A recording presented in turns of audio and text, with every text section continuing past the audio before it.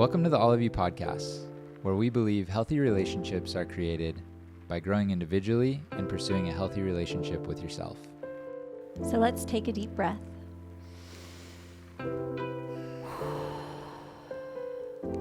Settle in and grow together. Don't fight with me. Don't fight with me. I don't start fights. Never. No. Yeah. We fight sometimes. We do? Yeah. No, we do. We get sick of each other. We have bad energy. Sometimes life is a struggle. Sometimes I don't feel like growing. Sometimes I don't feel like doing my work, and it's hard. Yeah, this work is hard. So we're in the personal growth space, and so we're self-helpers, which means that we're a fan of pushing ourselves to grow and becoming a better version of ourselves. I'd say that's like our number one goal always that we kind of hold to is like, let's become the best version of ourselves. And what does that look like? And we're always trying to mirror that to each other to help each other grow. But in this episode, I think we wanted to talk about how hard it is and have compassion on the growth and what does compassion look like and how does it play into the whole thing, like self-compassion, compassion for others and their growth. And I kind of just wanted to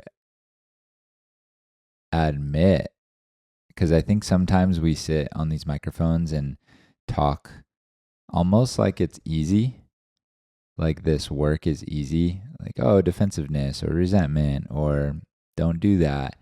And it's like, this is so freaking hard. Yeah, and I think there's like two parts of it where there's the intellectual side where you can understand the information, you can describe resentment, you can describe defensiveness. And then there's the integration part where you actually take the knowledge and put it into play when you're in conflicts or in scenarios where it's needed. And that's so hard. I think you can read all the books, listen to all the podcasts, but integrating it and putting the knowledge into practice is hard for everyone, including us. Yeah, and I think it's overwhelming because if you are in this space or if you are trying to grow, I mean, everyone kind of is, I would say. Most people are trying to grow in some capacity, whether at work or in other things. And you read books or you listen to podcasts and then you slip into old habits and you're like, how in the world have I not gotten this yet? Like, how am I still slipping? Like, me personally, how in the world am I still slipping up? It's almost like a trap because you can be like, well, it's not working. The reading, the books, the podcasts aren't working. And so you just maybe want to give up doing it. You know, you just realize, you just go, this is pointless. Or you can realize it is working. It's just really, really slow. And it's not necessarily about knowing more. Like, I don't read another book because I really think it's going to uncover something I didn't know, but it might come at a different angle. I think about like driving a nail. Like driving a nail, you're hitting it straight on, but like maybe each book kind of hits it like a little bit different. And so like each little new piece of knowledge you get drives that nail a little bit further in. It's literally like trying to ingrain your brain in a new thought process is like driving a nail, and you just have to hit it 1,000 times. We're stubborn, like humans are stubborn, and we're products of our environment and our upbringing. So it's really difficult. Yeah, it's carving new neural pathways where you used to think things always one way. So the more you think about it, that thought is carved into your brain. And then when you're trying to see it differently, you have to literally carve a new neural pathway. and it's like a road that hasn't really been traveled much yet. So your brain doesn't go down it quite as easily until over time that new neural pathway is the main highway in your brain. But then And that exit is still there. That old exit, like that old road that was so traveled so often. It's like, how do you put the roadblock sign on it? You basically have to put a gate in front of that road and put a padlock in it, and still we want to break through and travel down it. yeah, I think that your brain is comfortable with the familiar and your body is comfortable with the familiar. So you have to, so it takes time to get your mind and your body to create these new pathways that are not familiar. And they're not familiar until you've carved them over long periods of time. And I think one of my mentors used to always say to me, time is your friend. So when you're growing and you're trying to change things, don't expect overnight miracles because it does take time. It takes your brain over and over and over choosing something different until that thing that you're doing differently is the new normal. And that's not a one-time thing. That's not a two-time thing. That is a consciously Thousand. making a different decision hundreds of times. Yeah. And that takes time. Yeah. It's so difficult. So I think I just wanted to sit with some compassion about all the subjects I think we're 36 episodes in, 37 maybe now. And I think this might be number 38, to be honest. yeah. So we've talked about so many subjects, and I know we always try to have compassion in each subject, like how hard it is, but really just wanted to dedicate a whole episode to like honoring everyone doing the work and still slipping, still tripping, still falling down, and getting back up every single time and and not letting it derail you completely. Because that's really what it takes. It takes not shaming yourself.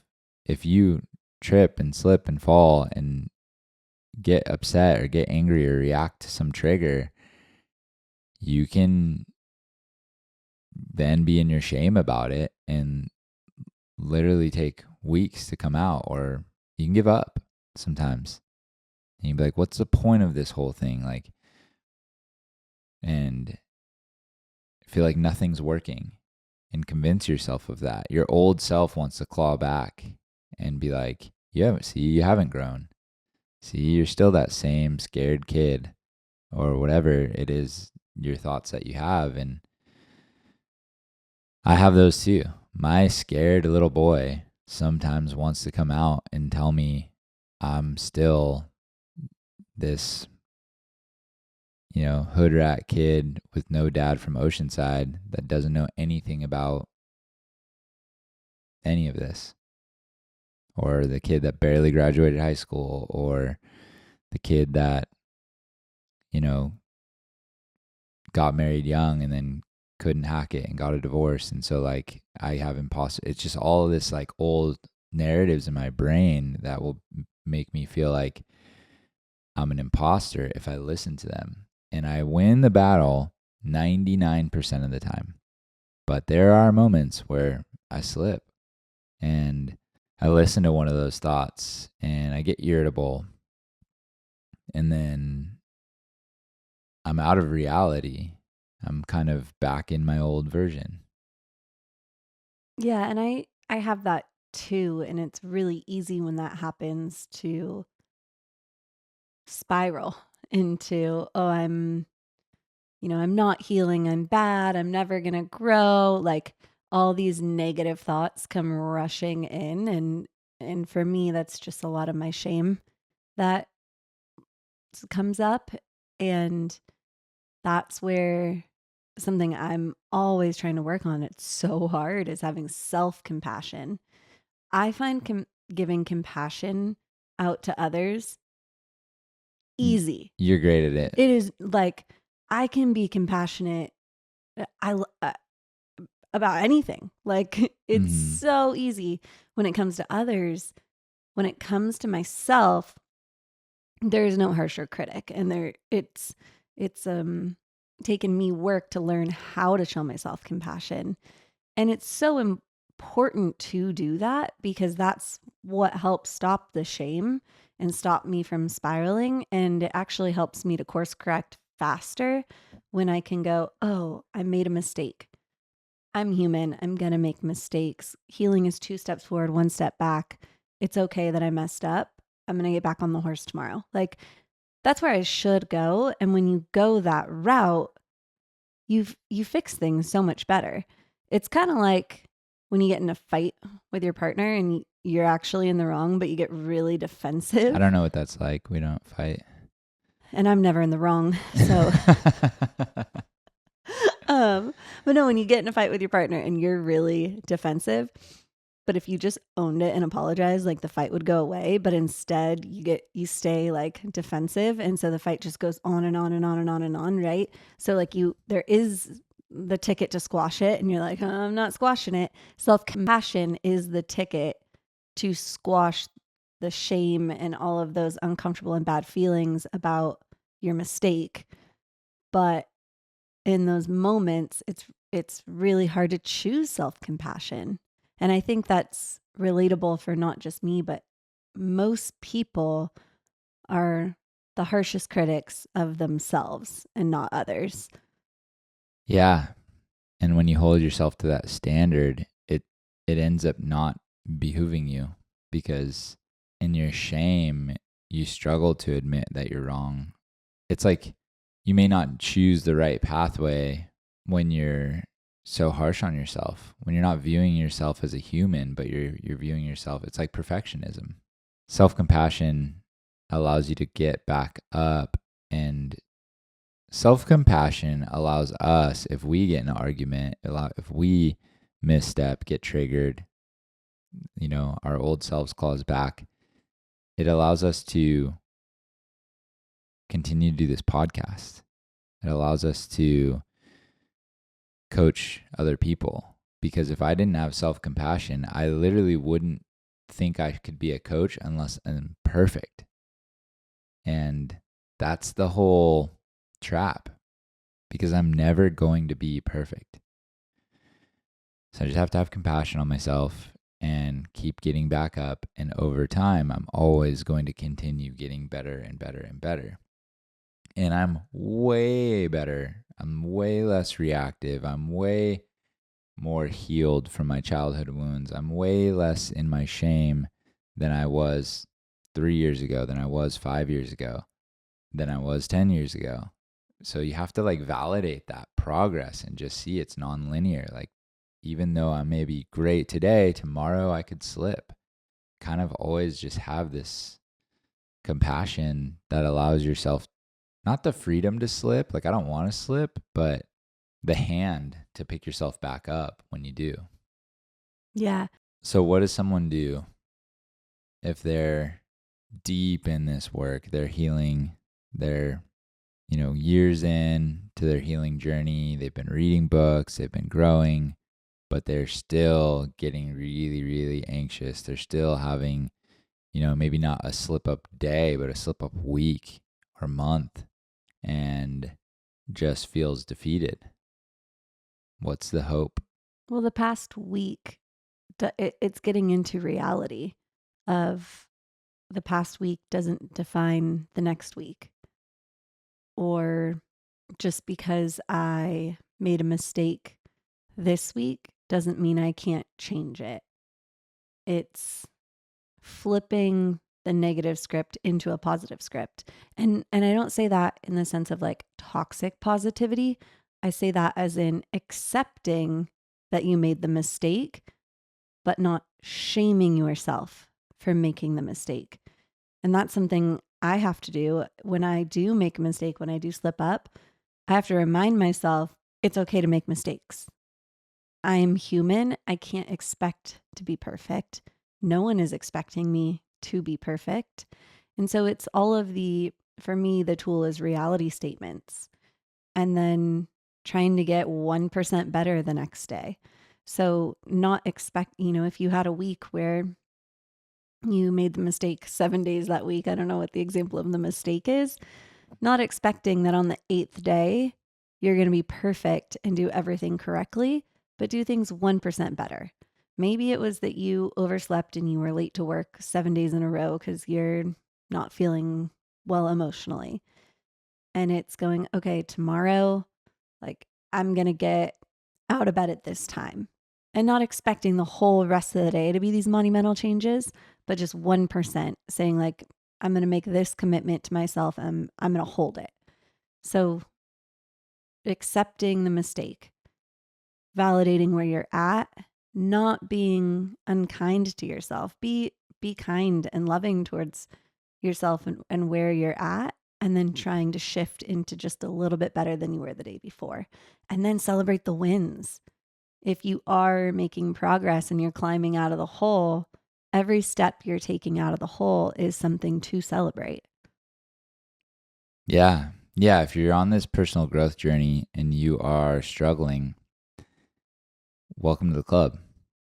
We all are. And it's just nonstop. It's nonstop struggle because you're trying to become a better version of yourself. You're trying to change your narratives. You're trying to not just live this life waking up and can't wait to have that beer at the end of the night, or and if you are, that's where you're at right now too. Maybe your progress is you're having one beer instead of two, or two beers instead of five. Like, I don't know what your progress is, but welcome to the club, and it's really, really freaking hard work, and you just got to keep going. And I kind of think of us sometimes as all like the collective, all of us humans are, we have little pockets of societies, we have, communities, and we're a part of our communities, and we're all very different and have so many differences. But at the end of the day, we're really just like a sports team that is in the fourth quarter of the game or whatever, and we're like looking around at each other like, hey, we got this. You can keep going. You can keep going. Like, and we just need each other for that. That's like, there's this, we all want to give up sometimes. We all want to, I'm not talking about suicide, but I'm talking about give up work, or give up like on trying, give up fighting, to become, especially everyone on the personal growth journey. If you're just living through the day to get through each day and you don't really have any goals or any aspirations, I'm not talking to that person. I'm talking to everyone that's literally just trying to get a little bit better every day and get better at their relationships, get better at their being a better coworker, a better friend, better family member, and just feel better inside. Just better at self-acceptance, better at living life, better at peace, really. I think that's like the real goal, is that internal peace. And when you don't have it and you're dysregulated, you feel shameful. Maybe you feel like you're not doing a good job. You want to just, you're like, what's the point? I've worked so hard for this internal peace, and right now I don't have it. And some of the acceptance is realizing you're not going to have it every day. You're probably never going to have internal peace every day. Unless you're a monk and you just meditate all day. Maybe they've reached full enlightenment. I have not. Like, I still have bills to pay and kids that dysregulate me all the time. A wife that dysregulates me sometimes. I don't know who you're talking about. And it's hard. And when I get dysregulated, I just have to remember that I'm in the middle of this game and I'm winded and I'm tired and I'm exhausted, but it's still worth playing, and I'm just trying to move the needle. I'm trying to have peace 5 days instead of 1 day a week. I'm trying to have peace for 5 hours of the day instead of never having it. Like, wherever you're at, you're just trying to move the needle on more peace, more health, more. I think a calm nervous system is the goal. Like, I feel at my best and I feel at peace when my nervous system is calm. So then I try to do the things that help my nervous system get calm. But also, we still have to do things that dysregulate us. I still have to interact with people I don't want to. I still have to be on the phone with the health insurance or whatever, car insurance. It's still this life can be very frustrating. And I just kind of wanted to sit in that for a second. Yeah, we're just having very human experiences. Yeah. What I find really cool and interesting and hopeful is that self-compassion actually activates your parasympathetic nervous system, and it helps to calm your body and your mind. So, self-compassion in itself is a tool when you're dysregulated to help regulate you and go, like, especially like, let's say you're just overstimulated by the kids and you're like, everyone out of the kitchen. I'm trying to cook dinner and this is overwhelming me. And you kind of snap a little bit. The tool is not to go, oh my gosh, I'm a terrible stepmom or I'm a terrible mom and I'm ruining my kids. The tool is to go, it has been a day with these kids. I'm stressed because of XYZ going on at work. And this is a lot for me. I just need to take a minute, take some deep breaths, reset, and know that I can apologize to the kids, recover, and do better at the dinner table. And so that little act of giving yourself compassion in the moments when you make mistakes helps to actually course correct so much faster because your body can slow down and get calm, regulate so that you can choose the right next step. It's so hard. It's so hard. Yeah. Yeah. And I think just knowing that, just knowing that it's hard.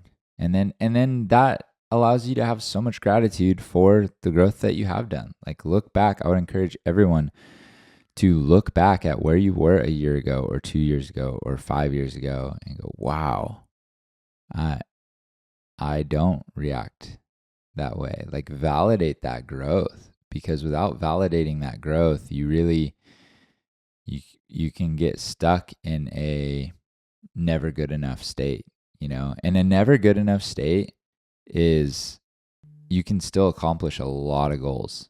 Some of the people that shame themselves the most and just shame their way to growth or shame their way to progress, like some of those people make lots of money. Some of those people are some the most successful people in the world in terms of money, in terms of accomplishments. That's not my definition of success, though. My definition of success is moving through life with ease, with peace, and healthy relationships. And when I say healthy relationships, I don't just mean a lot of relationships. I mean emotionally connected, emotionally bonded relationships. I'd rather have one healthy relationship than 1,000 ones where I'm showing up as a people pleaser and they're not authentic connections, So I think a lot of times we can just shame our way to growth or shame our way to success, and we're not actually achieving the real thing that we're trying to accomplish, which is more peace in our life. So self-compassion is huge for our own growth and our recovering from failures or slip-ups. Hey friends, wanted to interrupt you really quick to let you know that if you're looking to go deeper into your healing journey or just want support, I offer coaching services for women and Dave coaches men. So feel free to go to the link in our bio and book a call with us. We'd love to meet you. And if you're enjoying this episode, please tap that subscribe button. And now back to the show. But then there's the aspect of having compassion on others as well in their growth. And I think that if you're in a relationship and both parties are trying to grow, that can be one of the most difficult things. It's probably been the most difficult thing for us. Really? I don't think it's that difficult to have compassion on you. I think that... Are you struggling to have compassion for me? No. Be I honest. I think that watching your partner slip back into old patterns that you thought that they had, like, I have some old patterns that I've grown out of. If I slip back into one of those, how painful is it for you? Oh, yeah. It can be hard to be compassionate when When you you have still. been wounded by that thing, Hmm. you know? That old pattern of your partner's actually hurts you and negatively impacts you, and you've worked through it. So you think now you're in the promised land. And all of a sudden, their inner child wants to come back and fight you. And it can get gnarly. It can get scary because you're like in a growing relationship. I think a lot of relationships, two people meet and they just kind of accept each other and they just deal, you know? We don't really do that. No, I think that's actually really important to clarify is if one of us is bringing bullshit into the relationship, neither one of us just go, yeah, that's just how they are. Like No. they have this bullshit they bring in. We're like, oh, that you're going to fix that, right? What timeline are you fixing that on? Because it's negatively impacting me. Yeah. And I don't know if I think we're a little. I don't know if aggressive is the right word, but We lack compassion. yeah, we can be pretty radical about like, hey, see this over here? Yeah. I don't accept it. Um, so you're right. We can lack compassion For each and other yeah. in the growth because we hate negatively impacting each other. Like we are on a mission in this life to try to become the best partner to each other that we can be. And sometimes that mission can be so aggressive and so, I don't know, like goal oriented that we actually end up negatively impacting each other by not having compassion on one another. And it can backfire. So I think, we know when we don't have compassion on each other, we end up having to have compassion. Compassion always ends up being needed. It We would never recover from any fight or argument or a slip up if we didn't eventually have compassion and empathy. We're really talking about empathy. But we don't love to because we're like, you're gonna do your work, right? We Yeah. Or sometimes it's even like, I thought you healed that. Yeah. How come that trigger's resurfacing? How come that reaction was so poor? And it Like, can be I thought you scary. did your work. And yeah, I think it's super scary when I think in a partnership, when you're relying on them as your teammate and you're like, oh, are you relapsing over there? Like Mhm. emotionally? And that is really challenging. And I think it's very true what you said. If compassion isn't the first response, for me, it's typically like anger or blame. And if I don't transmute that to get to a place of compassion, it ends up actually turning into resentment. Yeah. And I think that's really key. And I think that's an area actually we both have to work on is doing that faster, Yeah. going into compassion instead of anger and blame and resentment. We always get there eventually, but it's after a few like, how come we haven't fixed this? And are you doing your work? And you hurt me, blah, blah, blah, right? You guys know what I'm talking about. And if I was able to just go into, oh, he's human, he's just made a mistake, and that is a really deep wound. He's gone into it a lot, but hasn't fully healed. And I can go that compassionate route. It would probably stop me from further being like meh, meh, meh, angry at you. But it's, I think, my own fear and my own pain keeps me from going directly into compassion. Yeah, and I mean, we talked about it last week. Like with resentment, empathy is the key to breaking down the wall of the resentment. Because when we're not having empathy, when we're not having compassion on each other, we can only see our side. And you can't see the other side, you're not going to connect with them. You're not right. I'm sorry. Like, not you, but I don't know like who you're talking to. anyone. You're not right. I'm not right. No one is right 100% of the time. You think that your brain is the one that's got it all figured out, and we can easily get twisted and believe that. But at best, maybe you're 75% right. Likely you're like 60%, 51%. You might even be the one that's more wrong. You might only be 40% right, and your partner's got 60% right. You have to work together to figure out reality. Our brains do not grasp this reality very well. We don't record it. We're not video cameras. We are walking through life, collecting things in our memory, and our memory is based off of our emotions. And so, like, we get these feelings and we kind of store them, and we're like, well, this is what happened because that's the way that I felt. But you're probably not remembering it exactly. And so, like, knowing that is half the battle, because then you can be like, well, my memory is probably not 100%. Their memory is probably not 100%. When one person tries to say this is what happened, that's the end of the road, because you're no longer open to the other person's experience, and you're no longer working together to rediscover reality. That's what we need each other for. Like, what's going on over there? What is this like for you? We don't live out here. We live in here. And so you have to like check in with each other's experience. And I don't experience me the way you experience me. You know?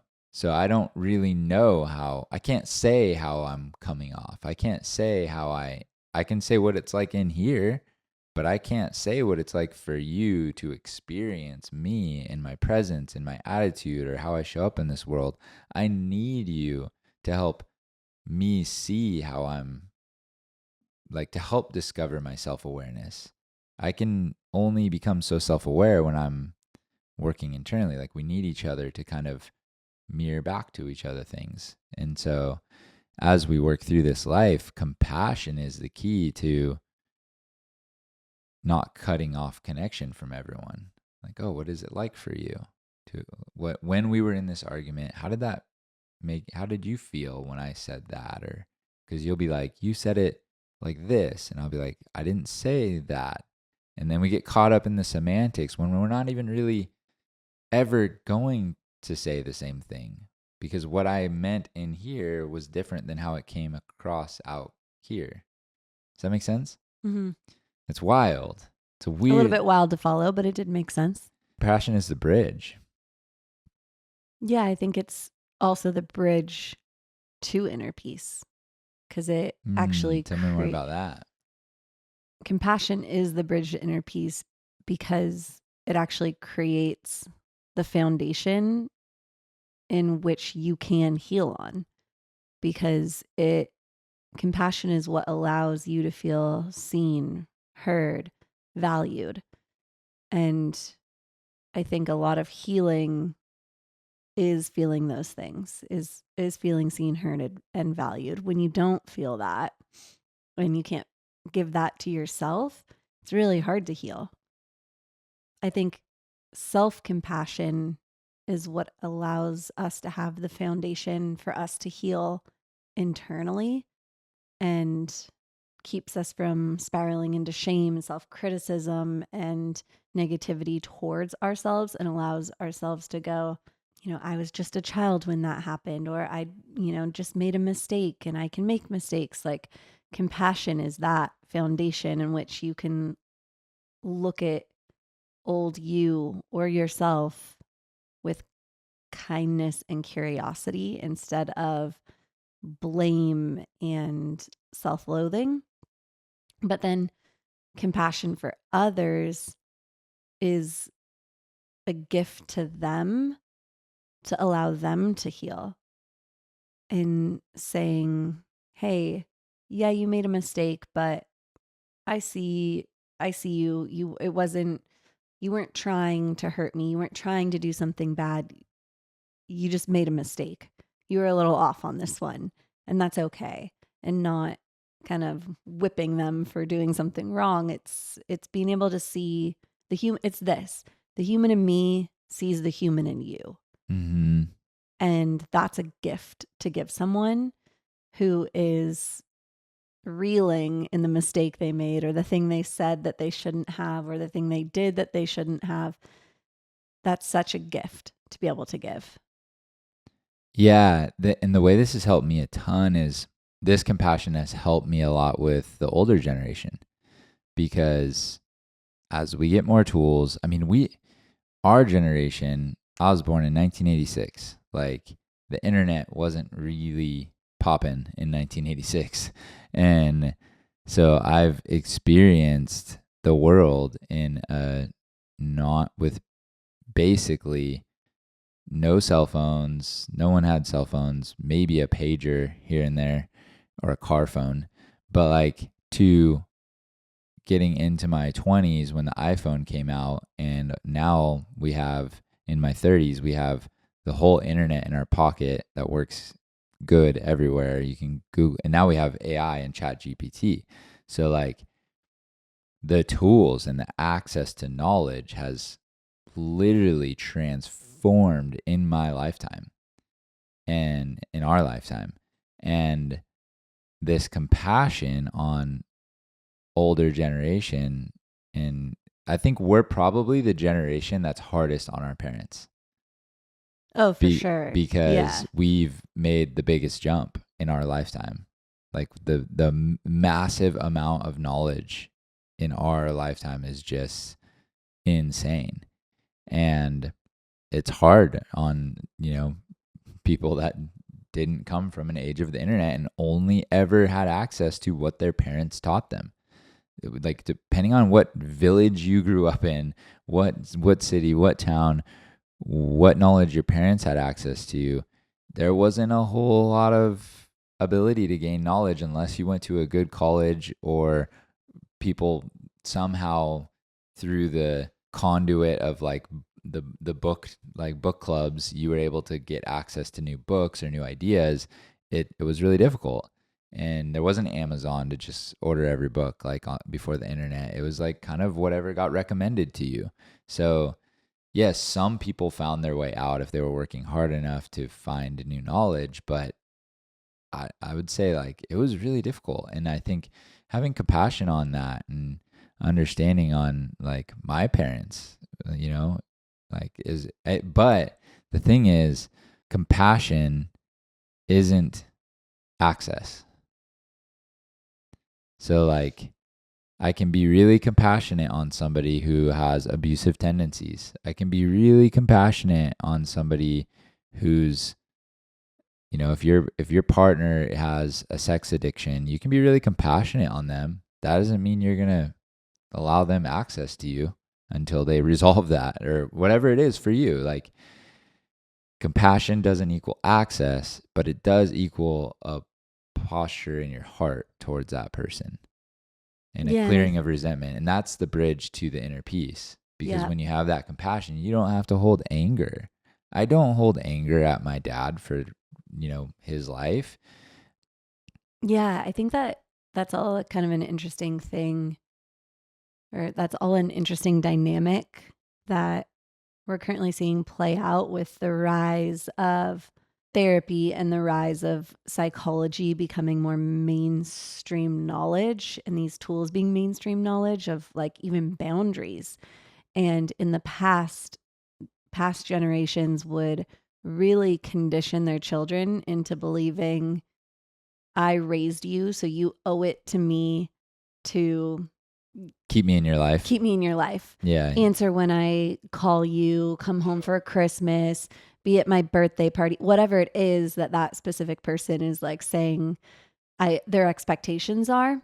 The older generation tried to condition that because I raised you, you need to meet my expectations. And the new generation is going, Nah. no, you chose to have me. That was your choice. And I will give to you as far as it is safe for me to give.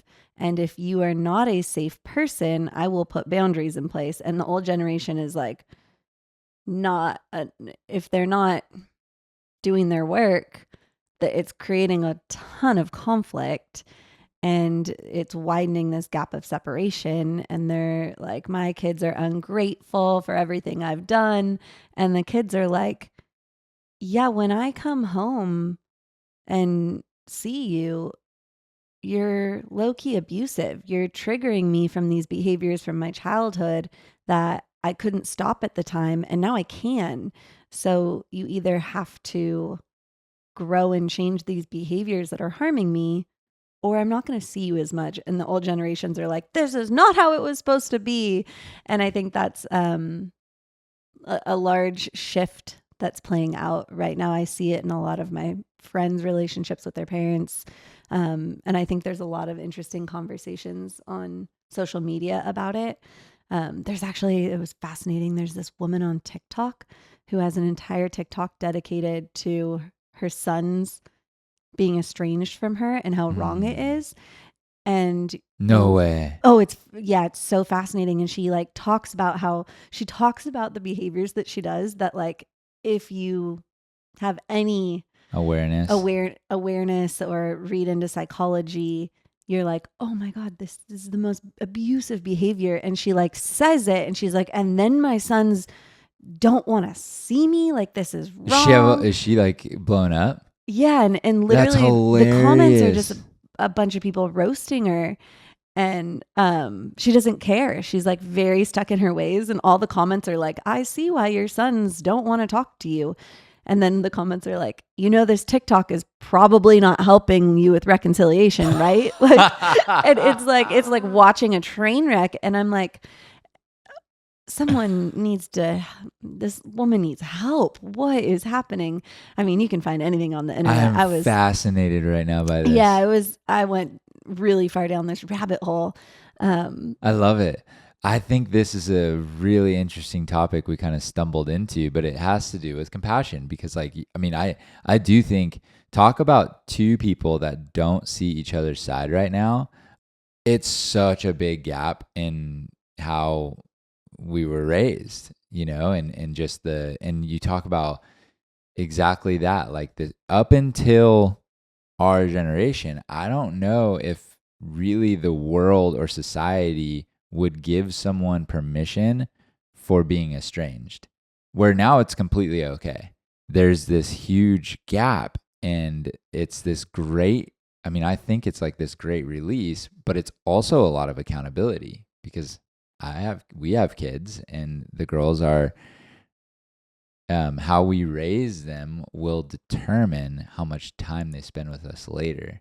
So like they say, the biggest reward you get from like being a good parent is how much your kids want to see you in adulthood, but not are expected to, not obey the society duty of being around their parents. It's this great release really of the burden of, if your parents didn't treat you right, you're not obligated to you don't owe your parents anything. They chose to have you. Like what does a kid owe their parent? I would say if you have good parents, you want to be there. You want to take care of them. Like I want to see my mom. I don't want to not have a relationship with her. I love my mom. But I think everyone has that like tolerance for how much they want to be in their parents' life, and they're kind of becoming aware of that and taking inventory, and it's this great divide. And so the difference in stories, the difference in how they were raised, the gap is so big. So what is the bridge? The bridge is compassion, you know? Yeah. And I think about it too, especially from the perspective of I have parents and now I have kids. My plan for hoping that the girls will come around and visit us when we're older is actually twofold. It's one, releasing them of any expectation that they have to and Yeah. making it like, you must come visit me, any pressure. And then also, it's all the mistakes I make now. I'm trying to own them in the moment and apologize, but there's no way I'm not doing things wrong that I can't see at this time.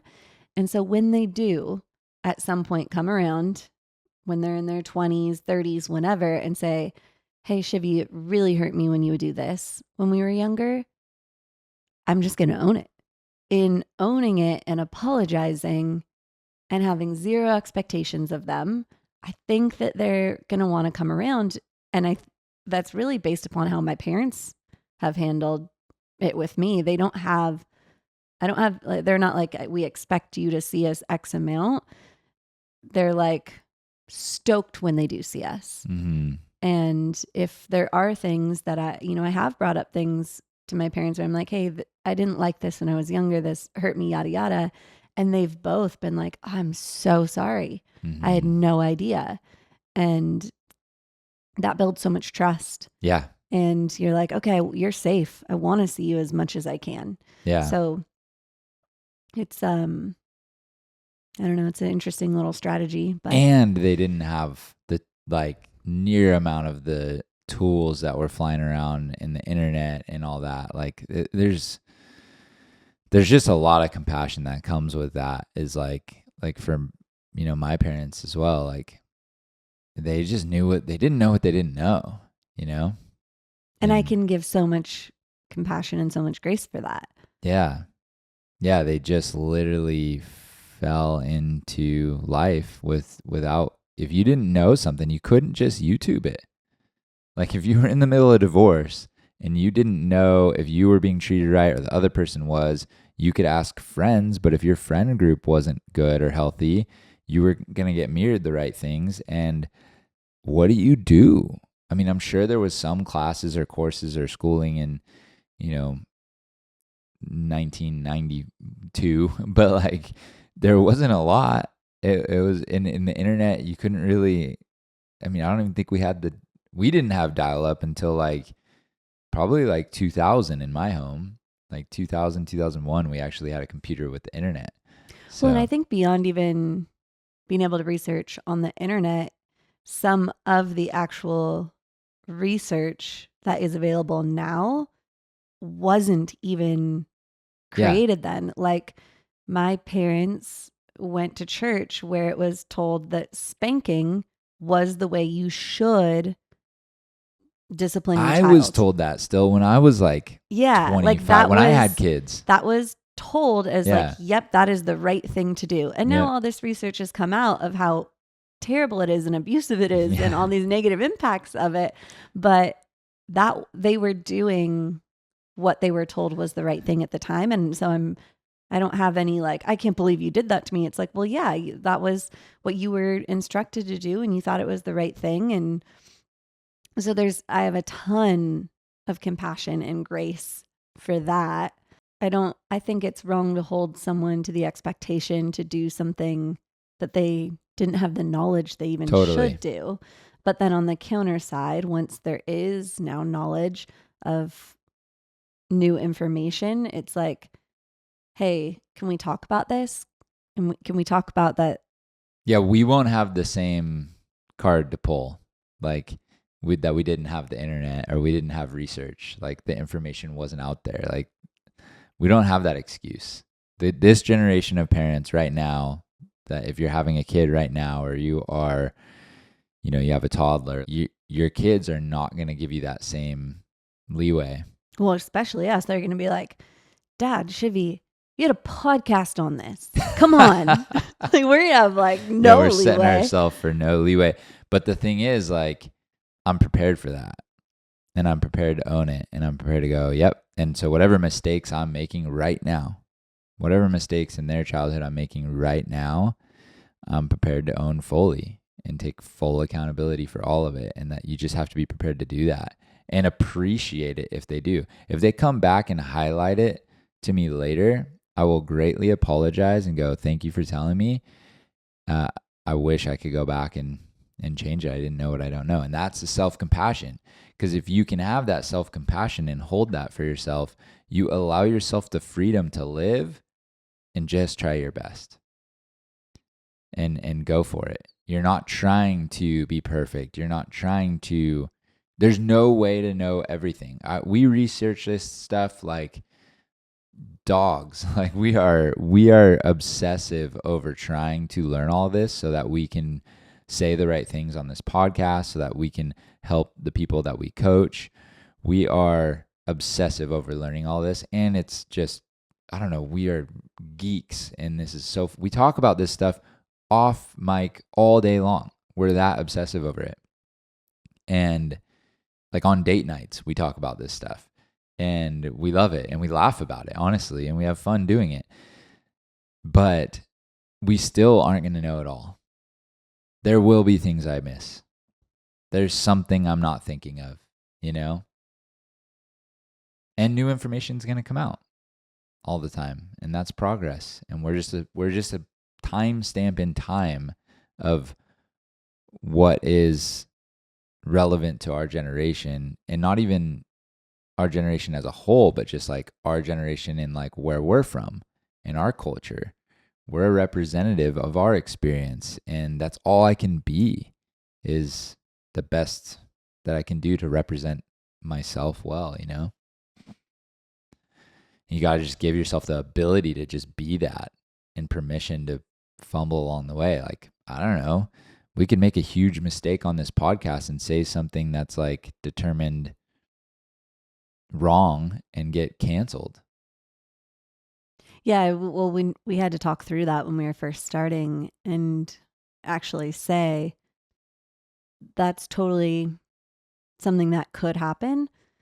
If it does, we'll just own it. Yeah. And we can't allow that fear to keep us from doing it, but we'll just own it if that does happen. Yeah, and that's where the capacity for self-compassion actually allows you that runway, to that freedom to just live in that. Because if you're like, oh, that would just destroy me if that happened, then you'll never trust yourself enough to try it. Because it could happen. I could make a mistake and we could get canceled. We have an episode out there on sex. I don't even remember half the stuff I said. If I said things like, I know what I embodied, but it's an hour-long episode. I don't remember every word, everything I said. What if somebody comes back with this clip of it and it just looks terrible? And like, I don't know, that happened to like Joe Rogan, or that happens to other people. People can chop it up, and you just have to be prepared for that and go, that doesn't seem like I said that. Let me go back and check like the original tape or whatever. Or that dates me. Did I say tape? But or you go, yeah, I said that and I own it, and that was wrong. I disown that now. You just have to have that confidence, but that confidence comes from self-compassion. I think it's time to actually shift into Life hacks. Life hacks. You want to go first?